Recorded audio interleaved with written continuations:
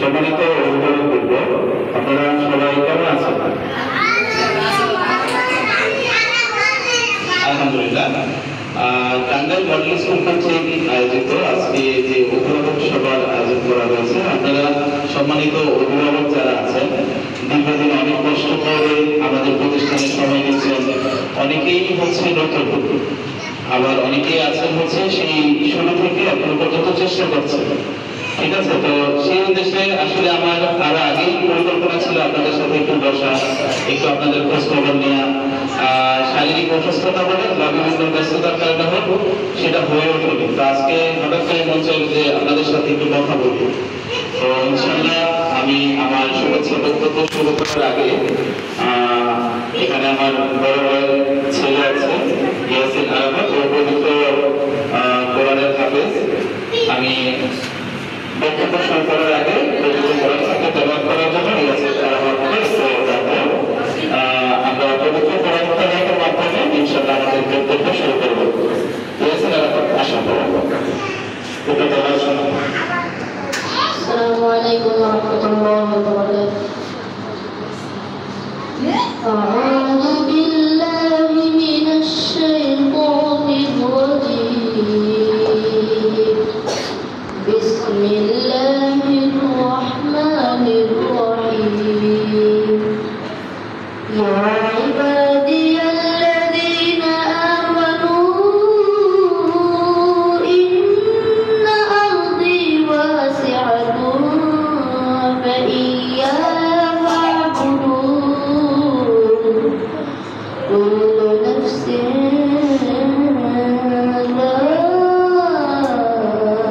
ذائقة الموت.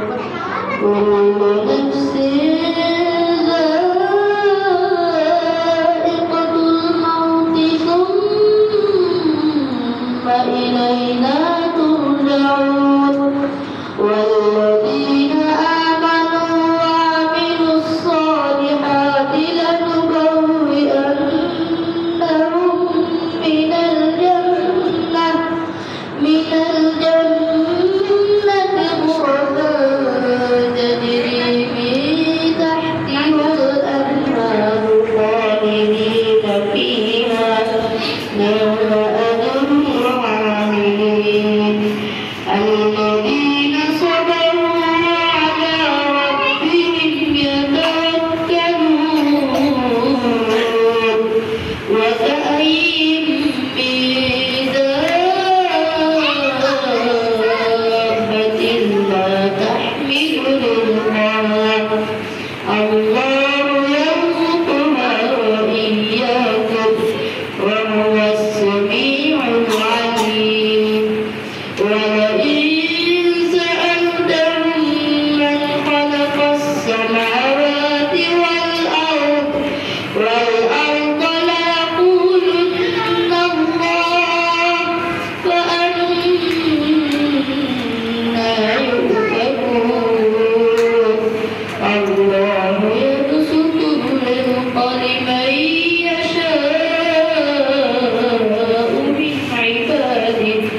من عباده ويقدر له وهو بكل شيء عليم. صدق الله العظيم. السلام عليكم. অনেক ধন্যবাদ। তো হচ্ছে আল্লাহ রহমতে অশেষ রহমতে পবিত্র কোরআনের হাফেজ হওয়ার যোগ্যতা অর্জন করেছে। সবাই হচ্ছে আমার বড় ভাইয়ের ছেলে, তার জন্য সবাই দোয়া করবেন।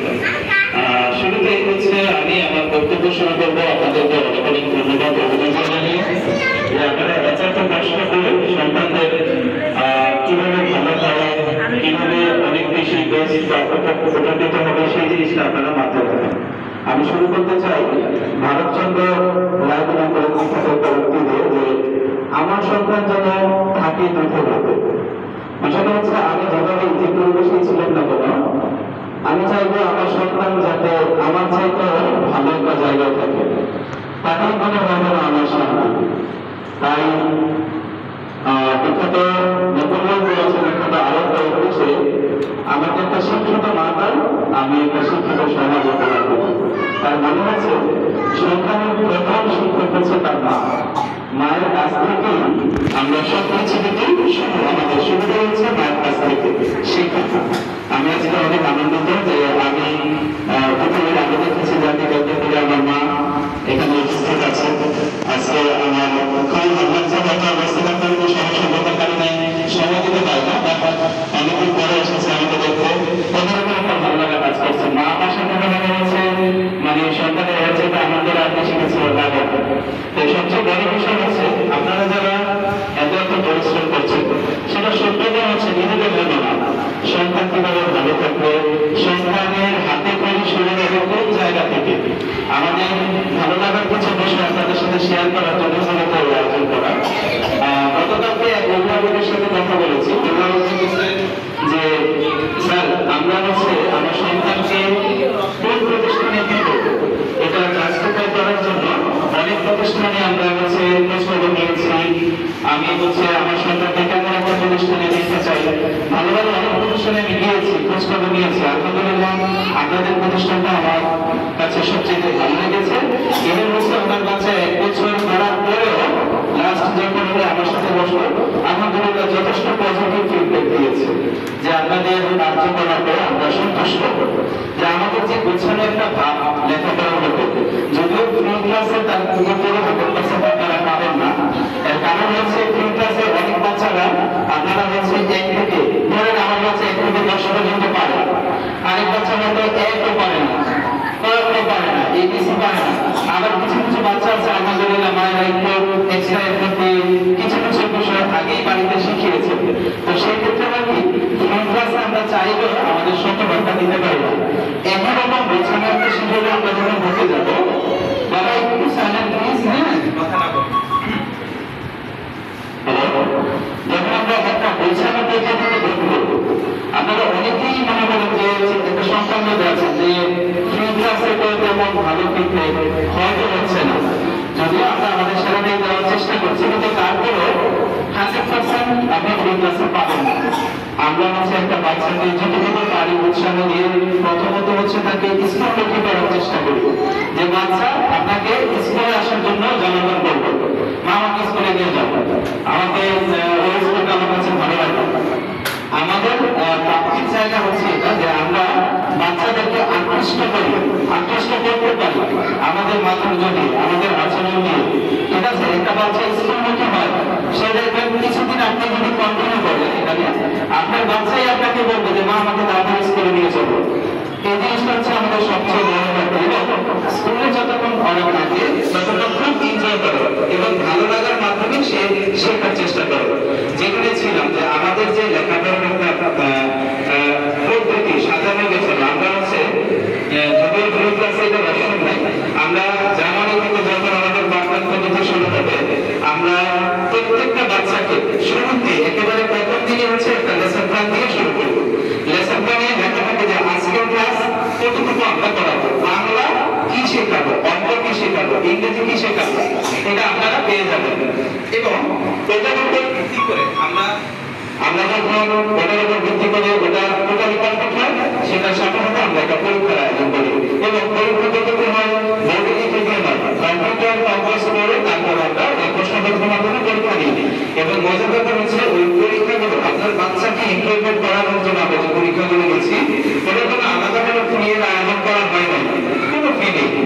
ফি শুধু একটাই, সেটা হচ্ছে মূল যে সাময়িক পরীক্ষা সেখানে আমরা একটা ফি এর ব্যবস্থা রেখেছি। কারণ মূল সাময়িক পরীক্ষার পদ্ধতি হয় আমরা ঢাকা পর্যন্ত প্রতিষ্ঠান থেকে সার্ভার করে দিয়ে থাকি।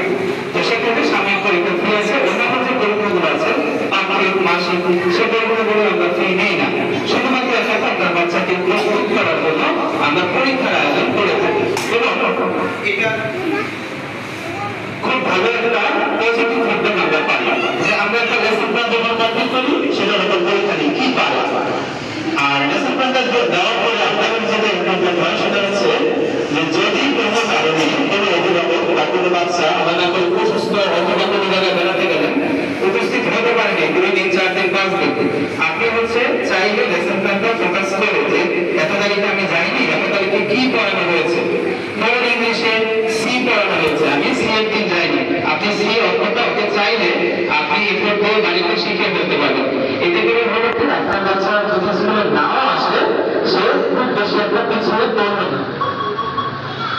তো সেই ক্ষেত্রে হচ্ছে সেক্ষেত্রে কি হয়, আমরা যে আমার বাচ্চা স্কুলে না আসলেও অনেকটাই আমি লেসন প্ল্যান বা গোছানো পদ্ধতির কারণে খুব বেশি একটা পিছিয়ে যাচ্ছে।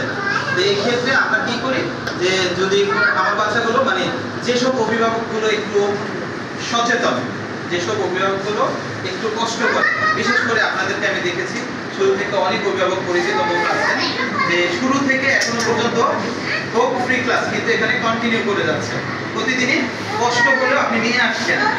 কিন্তু যারা প্রতিদিন কষ্ট করে নিয়ে আসছেন, আমরা এই অক্টোবর, নভেম্বর, ডিসেম্বর এই 3 মাসের মধ্যে একটা বাচ্চাকে মানে আমাদের কাছে উপযোগী করে গড়ে তোলার একটা টার্গেট কিন্তু আমরা রাখি।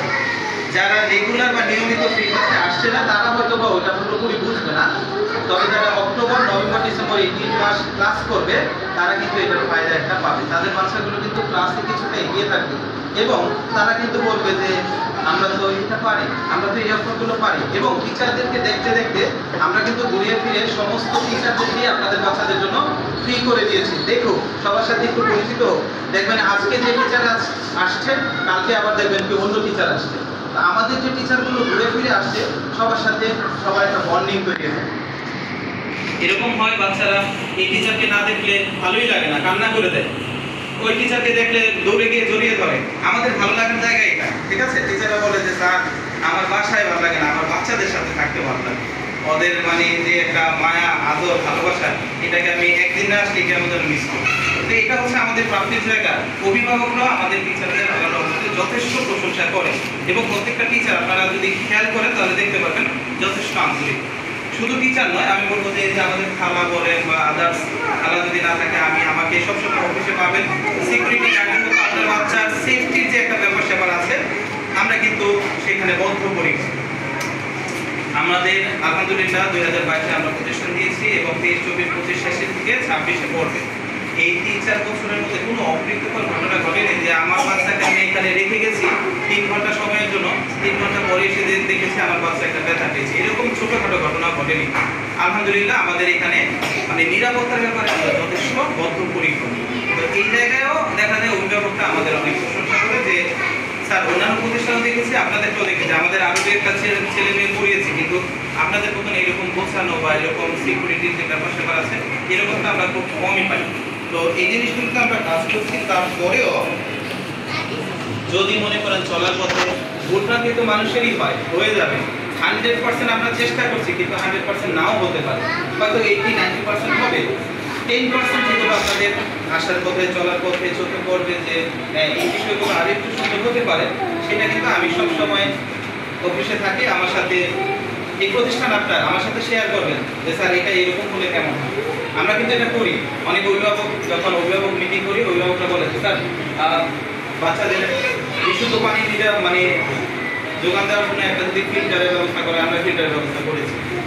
আগে হচ্ছে সিঁড়িতে রেলিং ছিল না, এটার একটা ব্যবস্থা করলে আমরা সাথে সাথে প্রথম বছরের কথা হচ্ছে যখন আমরা আপনাদেরকে নিয়ে মিটিং করি তখন আপনাদের কি কি অসুবিধা হচ্ছে সেগুলো জানার চেষ্টা করি। আজকে সময় স্বল্পতা আছে, হয়তো আপনাদের প্রত্যেকের মতামতটা নিতে পারবো না, তবে এখন যেহেতু এসেছে আমরা প্রায় সময় মাঝে মধ্যেই আপনাদের সাথে একটু খোঁজ খবর নেব এবং আপনাদের কি কি অসুবিধা হচ্ছে, কিভাবে আরো ইমপ্রুভমেন্ট করতে পারি বা কিভাবে আরো সুন্দর গোছানো পদ্ধতি আনতে পারি। আশা করি আপনারা মতামত দিলে 10 জনের মতামত শুনে যেটা ভালো হয়, সুন্দর হয়, আমরা কিন্তু ওইভাবে চেষ্টা করি এবং আমাদের এখানে অভিভাবকদের মতামতের যথেষ্ট মূল্যায়ন করা হয়। এরকমও হয়েছে একটা অভিভাবক আমাদেরকে মনে করেন যে বলেছে যে স্যার এটা এইভাবে বলে কেমন হয়।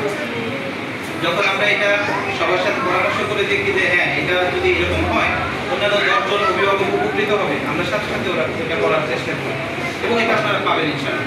তো যাই হোক, মূলত হচ্ছে যে মেসেজটা আপনাদেরকে দিতে এসেছি সেটা হচ্ছে নভেম্বর মাসের আজকে 10 তারিখ। 10 তারিখ নাকি? হ্যাঁ 10 তারিখ। 10 তারিখ চলে এসেছে। তো সেই ক্ষেত্রে হচ্ছে আপনারা যারা শুরু থেকে ফ্রি ক্লাস করছেন, আপনাদের কেমন লাগছে আমাদের প্রতিষ্ঠান? ভালো যদি লাগে তাহলে আলহামদুলিল্লাহ, যদি মনে করেন আরেকটু দেখার প্রয়োজন বোধ করেন আরেকটু দেখেন, আসেন। আমরা বলবো যে একটা বাচ্চাকে দেওয়ার আগে ভালো একটা প্রতিষ্ঠানে দেওয়ার অবশ্যই জাস্টিফাই করবেন, করে তারপরে একটা প্রতিষ্ঠানে দিবেন। আমরা বলবো না যে হুট করে আপনি যে কোনো প্রতিষ্ঠানে দিয়ে দেন, কারণ আপনার বাচ্চার ভবিষ্যৎ যদি সুন্দর হয় আপনার মাধ্যমে আরো 5 জন অভিভাবক আসবে। আমার কথা যতটুকু মূল্যায়ন করুক না করুক, আপনি যখন বলবেন যে না আমরা তো এই স্কুলে আমার বাচ্চাকে পড়াই এবং এটা আলহামদুলিল্লাহ হচ্ছে, দেখা যায় কি প্রথম বছর আমরা অভিভাবকদের সারা যেরকম পেয়েছিলাম, আলহামদুলিল্লাহ সময়ের সাথে সাথে প্রচুর পরিমাণে সারা পাচ্ছে। আগে যেমন স্কুলের আশেপাশে জানতো, এখন একটু দূর দূরান্ত থেকেও আসছে। কেন আসছে? আপনার কাছে ভালো লাগলে আপনি কি আরেকজনকে ইনভাইট করেন, আমার বলতে হয় না যে আপা এইখানে একটু দেখতে পারেন, রাইট? এটা করছেন। আমাদের পার্থিব জায়গা ওইটা যে আপনারা কিন্তু আমাদের হয়ে প্রতিনিধিত্ব করছেন, যে একটু ভালো লাগছে দেখি তাহলে আমাকে বলি আপা আপনার সন্তানকে এদিকে দেখতে পারেন, আমার হয়ে আপনি কিন্তু কাজ করছেন, আসছেন এবং দূর দূরান্ত থেকে অনেকেই আসছেন। আবার অনেকে হচ্ছে মিসিং, কারণ আমাদেরকে ফোন দিয়ে আগেই হচ্ছে সিট কনফার্ম করে রেখেছে। কেন? কারণ প্লে এবং নার্সারি সিট থাকে না।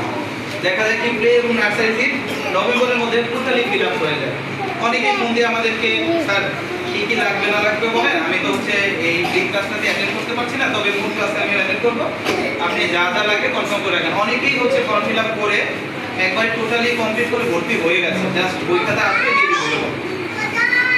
মূলত হচ্ছে আপনাদেরকে যে মেসেজটা দিতে চাচ্ছি সেটা হচ্ছে আমাদের রেজিস্ট্রেশন শুরু হয়ে গেছে। যাদের কাছে মনে হচ্ছে যে না ঠিক আছে এটা 70-80% পারফেক্ট, আপনি হচ্ছে রেজিস্ট্রেশনটা করে রাখলে আপনার সিটটা নিশ্চিত হয়।